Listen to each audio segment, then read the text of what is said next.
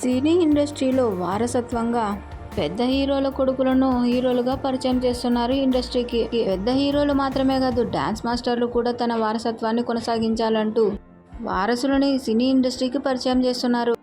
రీసెంట్గా అమ్మ రాజశేఖర్ మాస్టర్ కూడా తన కొడుకుని ఇండస్ట్రీకి పరిచయం చేశారు. ఇప్పుడు Indian Michael Johnson Prabhudeva master తన వారసుడు రిషి రాఘవేంద్ర దేవాని పరిచయం చేయబోతున్నారు. ఇందులో భాగంగానే ప్రభుదేవా మాస్టర్ చెన్నైలో ఓ ఇంటర్నేషనల్ ప్రోగ్రామ్ని నిర్వహించారు. ప్రోగ్రాంలో భాగంగా ప్రభుదేవా మాస్టర్ తనయుణ్ణి కూడా పరిచయం చేశారు. స్టేజ్ పైన తండ్రి కొడుకులు డ్యాన్స్ అద్దిరిపోయేలా చేశారు.